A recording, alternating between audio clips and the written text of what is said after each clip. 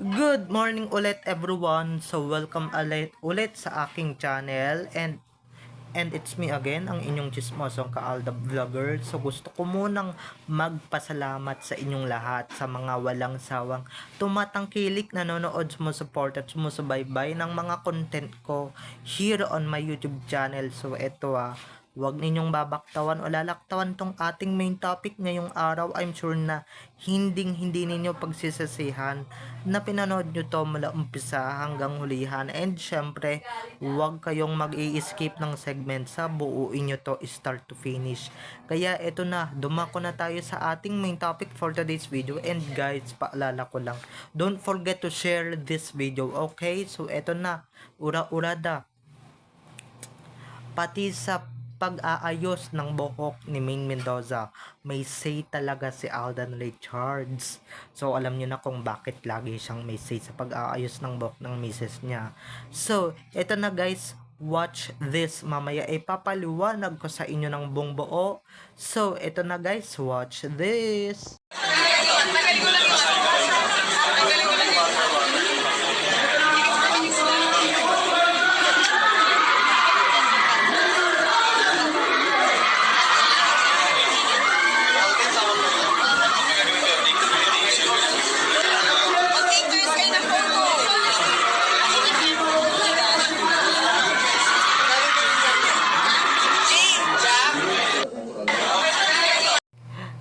At kung nakita nyo na ngayong recap, so once again, si TTO sa mga admins. So eto na, dumako na tayo sa ating main topic for today's video agad-agad. Like what I said earlier, or gaya ng sinabi ko kanina, may say talaga si Alden Richards sa mga bagay-bagay about Maine, lalong-lalo na dito sa pag-aayos ng buhok ni Maine. 'Di ba, kung may bangs or hindi tuwid, hindi maganda yung pagkakaayos ng buhok ni Maine, talagang may say talaga siya. Syempre, siya lang naman ang may karapatan na mag-ayos, or siya lang naman ang may karapatan na magbigay ng say sa misis niya na si Maine Mendoza. Nagtataka pa kayo kung bakit syempre asawa lang naman siya, or asawa siya ni Maine. Syempre may karapatan din siya kung eto halimbawa lang, kung mali yung pagkakaayos ng ano niya, ng stylist niya or ng hairstylist niya, 'di ba? Kung may pagkakamali man or whatsoever, aayusin niya ni Alden, or i-approve ba yan ni Alden? Pag hindi approved sa kanya, ay nako, siya na mismo mag-aayos, 'di ba? Like what she like what he like Maine did to Alden, 'di ba? Siya din naman nag-aayos ng mga things ni Alden. Siya din naman nag-aayos ng lahat-lahat ni Alden. So, it's a thing, okay? Sila lang naman ang may karapatan na pakialaman ang isa't isa, kasi nga sila lang naman talaga guys ang may karapatan, 'di ba? Sila lang naman talaga guys ang may say sa bawat isa. Lalong-lalo na kung yung buhok ni Min ay nakakapangit, 'di ba? Kung yung buhok ni Alden ay nakakapangit, yung forma ni Alden 'di ba, mukhang manong or whatsoever. Lalong-lalo na yung mga pa-sexing damit dati ni Maine, hindi yan approve kay Alden. So ayan, wag na kayong magtaka dahil nga 'di ba, siya lang naman mismo ang may karapatan diyan sa sa taong yan, syempre sa mahal niya or sa asawa niya, na pangaralan or 'di ba whatever na na ayusan or ipakialaman yung pag-aayos ni Maine, yung pag-aayos, 'di ba, yung 'di ba, lalong-lalo na kung bahaghag yung buhok ni Maine. Kitang-kita nyo naman dyan sa video na yan. Parang stylist ang peg ni Alden dyan sa video na yan, 'di ba?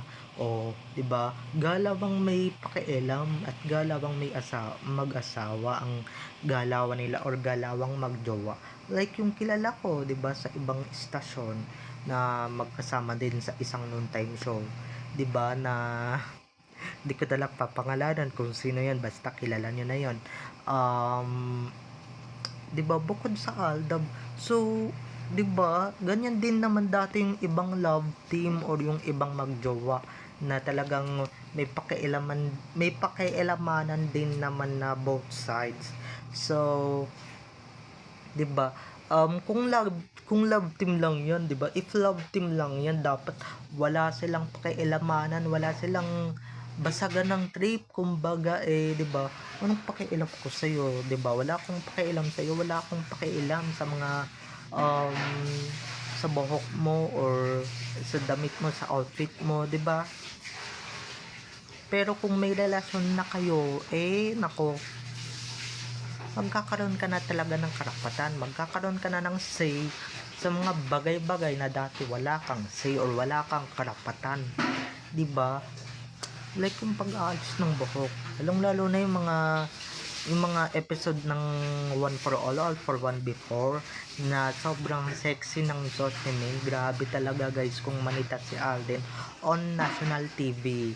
Kaya ayan, nagmanang na siya, 'di ba? May patawa silang ganon. So hindi scripted yun, okay? Eto guys, off cam tong pag-aayos ni Alden sa buhok ni Main, okay? Off cam to. Siyempre, matagal-tagal na rin to, siguro mga 2017 to or 2016 or unang parte ng 2018, I don't know, 'di ba? Or kalagitnaan ng 2017, 'di ba? Kasi punong-puno talaga ng mga ano yan, ng mga memories yung 2017 na yan para sa akin and para sa atin. 'Di ba? Diyan nyo pa makikita ang mga off-cam ng dalawa na ngayon hindi na talaga pinapakita at hindi na talaga binabahagi, 'di ba, ng buong sambayan ng Pilipino or ng mga ka-ADN natin worldwide. Hindi na talaga nila binabahagi yan kasi nga baka mamaya mabasag yung sarsuelang ibinubuo ng mga kampo ng animal, okay? Kaya don't worry mga ka-ADN. 'Di ba? Lahat dito marami tayong pasabog at marami tayong extra pasabog dito worldwide, netwide. So wag kayong mag-alala kung ano tayo, 'di ba? Lalaban tayo ng bonggang-bongga and syempre hindi tayo papayag doon na maagrabyado tayo, no? 'Di ba? Sila wala naman silang panama. 'Di ba? Kung tignan nyo naman ha, dito may pakialam si Alden. Yung pinapakalat ninyong asawa, kuno ni Maine, 'di ba, na si Mr. Spotted, may pakialam ba yan? Inaalagaan ba niya yan si Clowny? Palibhasa, 'di ba? Wala siya ding pakialam diyan sa Clowny na yan kasi nga hindi naman yan tunay na si Maine, hindi naman yan tunay na Maine. So ba't niya pakikialaman yan in the first place, 'di ba? At saka siya mismo yung walang pakialam dun sa tao. 'Di ba, kung sabihin niyo na tunay na main yan or 'di ba wala siyang karapatan na galaw-galawin or whatever, ayus-ayusan si main, 'di ba? Ang may karapatan lang diyan is si Alden. Siya lang naman talaga ang may karapatan diyan.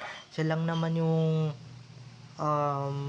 may karapatan na hawakan sa kung saan mang parte ng katawan si Main or ayusan ng buhok si Main at magmala stylish talaga siya, 'di ba, ng bonggang-bongga. Kasi tignan niyo naman si Alden, ayos na ayos yung buhok. So perfect na perfect ang buhok.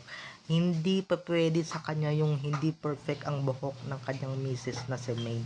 Hindi yan pa pwede sa kanya, 'di ba? Hindi yan aprobado sa kanya, lalong-lalo na yung mga outfit ni Maine. Talagang stylish ang peg ni Alden pagdating kay Maine. May ginanyan bang babae si Alden? Ibang babae si Alden?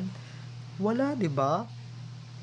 Kahit yung mga nililing sa kanya, wala siyang care sa, sa mga yon. Kay Maine lang talaga. Even kay Catherine Bernardo wala siyang ganyan, 'di ba?